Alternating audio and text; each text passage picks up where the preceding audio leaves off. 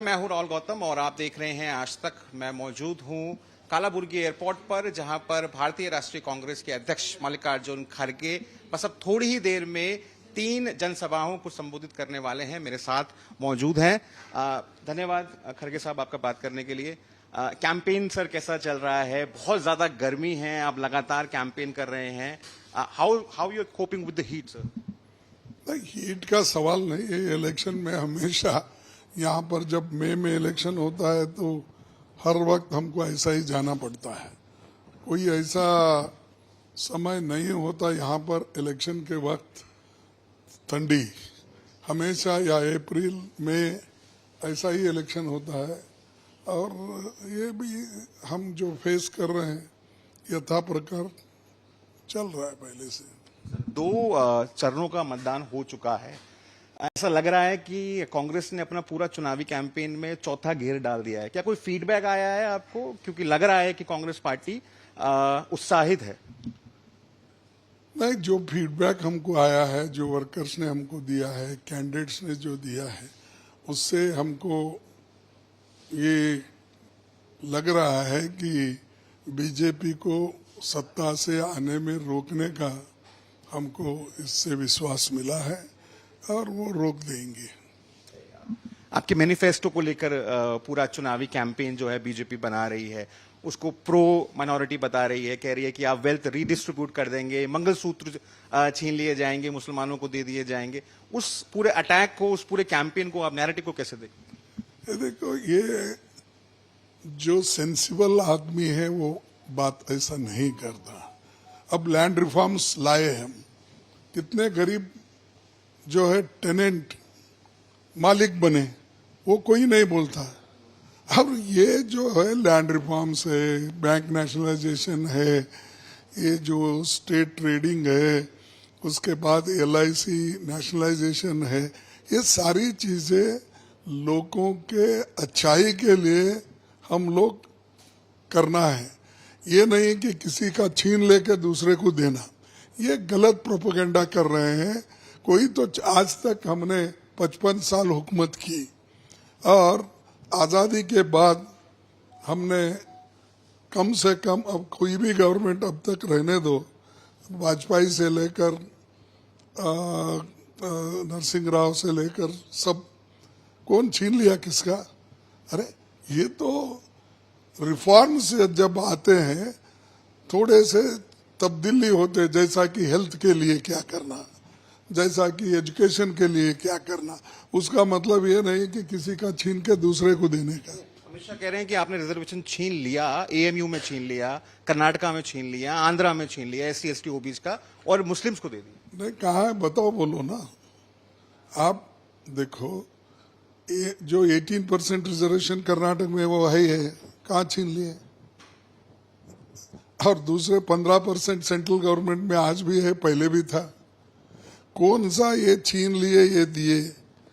देखो, जब रिपोर्ट्स रहते हैं किसको क्या मदद करना, ये तो रूटीन कोर्स में होता है। ये तो ये छीन लेके देने का नहीं होता। ये लोगों को भड़काने का एक काम मोदी कर रहे हैं और लोगों को हिंदू मुसलमान लाना, ये उनकी मंशा है। क्योंकि जब आदमी पस्त होता है, जब आदमी एक तरह से बहुत ही फ्रस्ट्रेट होता है, तो वही ऐसी बातें करते रहता है। हम कभी किसी को ये नहीं बोले कि तुम्हारा छीन के उनको दे रहे, उनका छीन के तुम्हारा दे रहे। ये पहले कभी भी नहीं हो। ये तो निजाम स्टेट है, किसी का छीन के किसी को भी नहीं दिए। तो ये ऐसा करके लोगों में झगड़ा लगाने का है। क्या प्रो माइनॉरिटी का जो लेबल बीजेपी कांग्रेस पे लगाती है, 2014 से अब 10 साल हो चुके, आपको लगता है कि उससे नुकसान होता है उत्तर भारत के अंदर, और या फिर उसको आप छुटा नहीं पा रहे? देखो, वो उनकी मंशा क्या है कि हिंदू मुसलमान में डिवीजन अगर करे तो हिंदू एक तरफ हो गए, वो पूरे वोट उन्हीं को मिलते हैं, ऐसा उनका मंशा है। लेकिन ये इम्पॉसिबल है। सारे हिंदू उनके तरफ भी नहीं होते हैं, सारे मुसलमान हमारे तरफ भी नहीं होते। ये तो डेमोक्रेसी है। डेमोक्रेसी में जो लोग जिनके तरफ जाना चाहते हैं वो जाते हैं। अब दलित है, ओबीसी है, ये बड़े पैमाने पे कांग्रेस में आते हैं, ओबीसी से है और अपर कास्ट के दूसरे लोग भी हैं। वो सभी लोग डिवाइड होते हैं डेमोक्रेसी में, लेकिन इन्हों एक करने के लिए पूरी कोशिश कर रहे हैं। मैं समझता हूँ तो मोदी साहब अपनी जो सोच रखे हैं उससे उनको नुकसान आगे होगा, फायदा नहीं होगा। धन्यवाद बात करने के लिए। मल्लिकार्जुन खड़गे साहब, आप सीधे निकल रहे हैं 3 जनसभाओं को संबोधित करने के लिए। हम लगातार बने रहेंगे इनके साथ।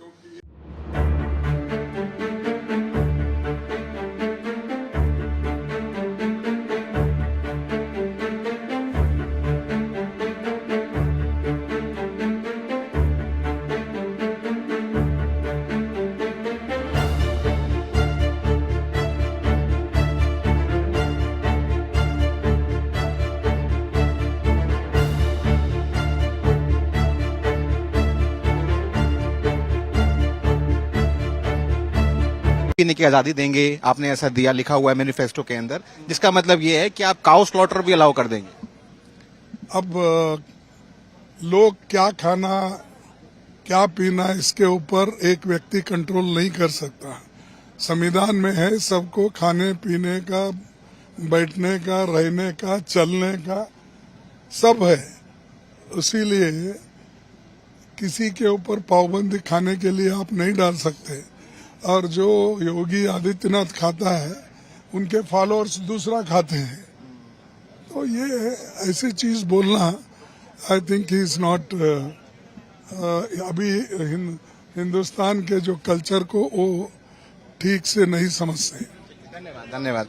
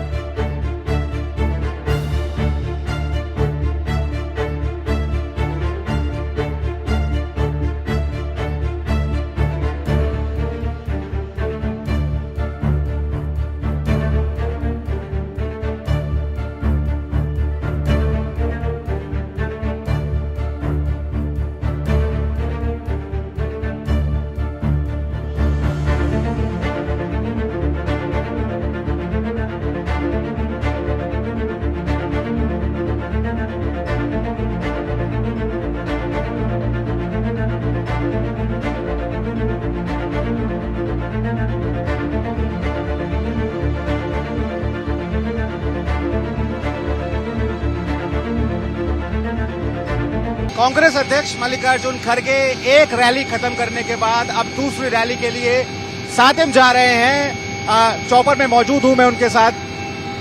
सर, उत्तर भारत में कांग्रेस पार्टी का जो रिवाइवल है वो क्यों नहीं हो पा रहा है? क्योंकि 2014 में, 2019 में आपकी 2 सरकारें थी, वो भी चली गई। वो रिवाइव हो रहा है, लेकिन क्या है कि जब तक हम इंडिपेंडेंटली अपने केडर को बढ़ावा नहीं देते, तब तक ये गठबंधन अलायंस में हमेशा एक दूसरे से मिलना जरा मुश्किल हो जाता है। लेकिन अब के बार इंडिया अलायंस गठबंधन ठीक से चल रहा है और वहां पर जो हमारे बिहार में और यूपी में और दूसरे जगह भी हम लोग गठबंधन के साथ एक दिल से लड़ रहे हैं, तो इसमें हम कामयाब होंगे। अब वो जो पहले से एक वातावरण था उत्तर प्रदेश में, अब वो धीरे धीरे बदल रहा है। इस बार आप सबसे कम सीटें लड़ रहे हैं अपने इतिहास के अंदर। आपके कुछ नेता ये भी कहते हैं कि जो आपके सहयोगी दल हैं, मसलन बिहार के अंदर उन्होंने आपको औरंगाबाद नहीं दिया, पूर्णिया नहीं दिया, महाराष्ट्र के अंदर आपके जो सहयोगी दल है उन्होंने आपको सांगली नहीं दिया। क्या कांग्रेस पार्टी एक बड़ी सैक्रिफाइस दे रही है इन चुनावों के अंदर? देखो, अलायंस करते वक्त चंद चीजें हमको गिव एंड टेक करना पड़ता है, कुछ लेना पड़ता है, कुछ छोड़ना पड़ता है। तो गठबंधन के हिसाब से वो कुछ हमने, हमारी जो टीम थी, एक अलायंस करने के लिए हमने एक टीम तैयार की थी। तो उन्होंने हर स्टेट में फिर के सबसे बातचीत करके ये एक गठबंधन का ये तैयार किया है। तो इसीलिए इसमें कम ज्यादा का क्वेश्चन नहीं है। जब मिल के लड़ते हैं तो हम चंद चीजें छोड़ना पड़ता है, कई जगह हम लेना पड़ता है, उस हिसाब से हम लड़े हैं। ये नहीं कि हम 543 पूरे सीट लड़ रहे हैं या मोदी लड़ रहा है। हर लोग अपने ताकत के अनुसार गठबंधन को मजबूत करने के लिए हम लड़ रहे हैं। उसमें चंद सीटें इधर उधर होकर अलायंस में एडजस्ट हो गए। आपके कुछ नेता आपकी पार्टी छोड़कर गए, ये कह सकते हैं उनमें से इक्का दुक्का पर कुछ केसेस थे, लेकिन इसके अलावा बहुत सारे और लोग भी गए हैं जिन्होंने कई नाराजगी दर्ज कराई है। क्या मानते हैं आप, क्या कांग्रेस पार्टी कई लोगों की जो एस्पिरेशंस है उसको पूरी नहीं कर पा रही है, या फिर जो युवा है वो अपना भविष्य नहीं देख पा रहा है?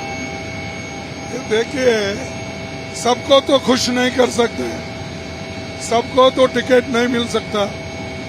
तो चंद लोग टिकट के आस से पार्टी में रहते हैं, चंद लोग उसूलों के आधार पर लड़ने के लिए पार्टी के साथ जुड़े रहते हैं, और जो विचारधारा से जुड़े हुए वो कहीं भी नहीं जाते। जो लोग विचारों से जुड़े नहीं हैं, अपने फायदे के लिए जो आते हैं या अपने टिकटों के लिए जो आते हैं या पॉलिटिकल पावर हासिल करने के लिए आते हैं, वो चले जाते हैं। उससे कोई फर्क नहीं पड़ता, क्योंकि लोग लीडर जाते हैं, लेकिन लोग हमेशा निचले का केडर वो कांग्रेस के साथ ही रहता है। एक आखिरी सवाल, कन्हैया कुमार को लेकर दिल्ली कांग्रेस में नाराजगी है। कल अरविंदर सिंह लवली ने इस्तीफा भी दे दिया, इसके अलावा भी नेता नाराज हैं। क्या दिल्ली जो यूनिट है उसे कंसल्ट नहीं किया गया था ये फैसला लेने से पहले? देखो, अब एक यंगस्टर को बढ़ावा देने के लिए ये फैसला पार्टी ने लिया है। जब पार्टी लिया है, चंद लोगों को ये ठीक नहीं लग रहा, लेकिन चंद लोग ऐसे भी है कि हम पहले से हैं पार्टी में, हमको देना चाहिए। लेकिन एक नौजवान विचारधारा की लड़ाई लड़ रहा है और पार्टी तय की है, इसमें हम लोग ज्यादा इसमें नहीं जाना चाहिए, एक होके लड़ना चाहिए। और बाकी के लोगों का भविष्य भी पार्टी के साथ उनका भी भविष्य जुड़ा हुआ है। वक्त के लिहाज से उनको भी जो मिलना है वो दिया जाएगा। बात करने के लिए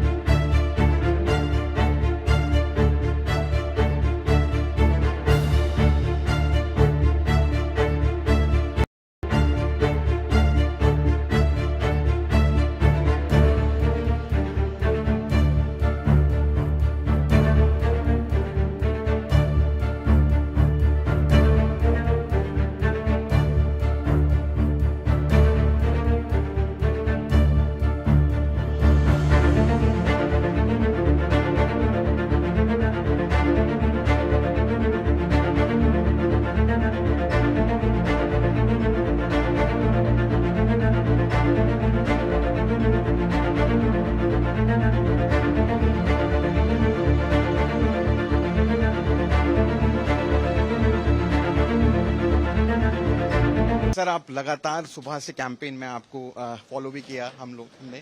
आप रात को तकरीबन 10 बजे आप घर पहुंचे। हम कर्नाटका के अंदर हैं, कलबुर्गी के अंदर। प्रज्वल रेवन्ना का जो मामला है वो पूरे देश भर में तूल पकड़ता जा रहा है। उनके लिए खुद प्रधानमंत्री नरेंद्र मोदी ने वोट मांगे, कहा जा रहा है वो देश में नहीं है। ऐसे भी आरोप लग रहे हैं कि ये मामला बीजेपी सरकार ने पहले दबा कर रखा। देखो, इसका डिटेल तो हमारे लोग बोल रहे हैं, हमारे होम मिनिस्टर बोले हैं, चीफ मिनिस्टर बोले हैं, कांग्रेस प्रेसिडेंट बोले हैं, और आज हमारे जो नेता है प्रियंका गांधी जी भी ने इसका जिक्र किया। लेकिन ये तो सेंट्रल गवर्नमेंट को समझना चाहिए। ये जब एक आदमी अपराध करके बाहर चले जाता है और उसके जो भी करतूत है, अगर उनको मालूम नहीं और वो भाग जाता है, तो सेंट्रल गवर्नमेंट और उनकी इंटेलिजेंस क्या काम कर रही थी, वो कैसा गया। क्योंकि जाने वाला का पासपोर्ट भी होना, जाने वाले के इंफॉर्मेशन भी वो रखना चाहिए। तो पूरा जब उनके पास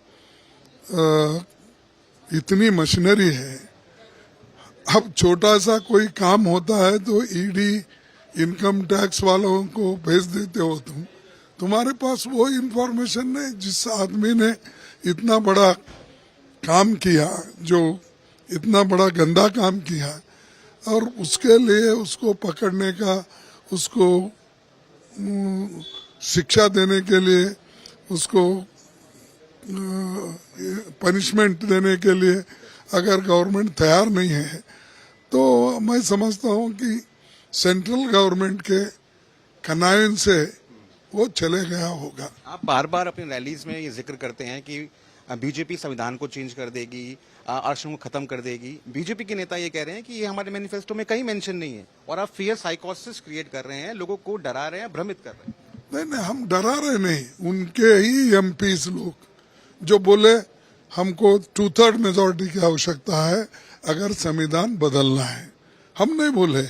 और उनका ही अब एक्स एमपी हो गया, उसने ही कहा, उसीलिए तो उसको टिकट इन्होंने नहीं दिया। आज भागवत जी ने कहा कि नहीं, ऐसा कुछ नहीं, बदलाव नहीं। लेकिन इससे पहले उन्होंने भी कहा था।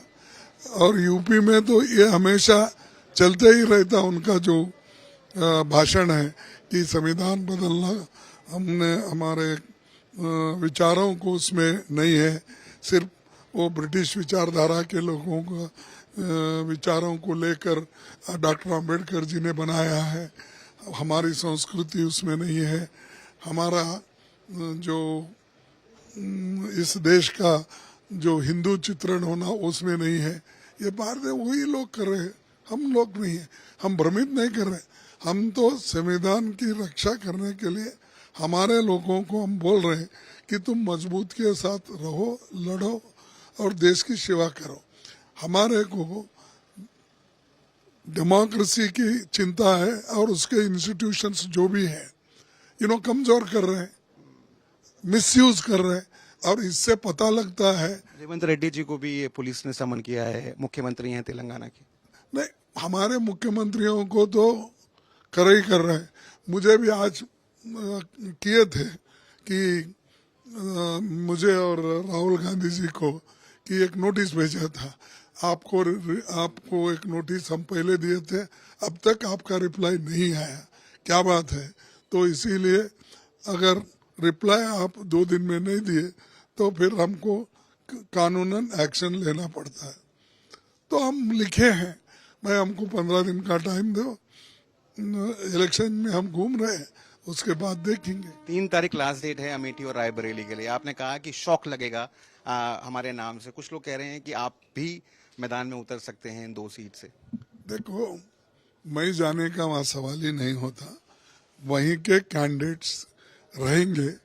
और मैं अब इस वक्त नाम बताने के पोजीशन में नहीं हूँ। कब तक हम एक्सपेक्ट कर सकते हैं? अरे अब 3 तारीख लास्ट डेट। 3 तारीख लास्ट है तो 2 को तो फाइनल करना ही होगा। थैंक यू मुझसे बात करने के लिए।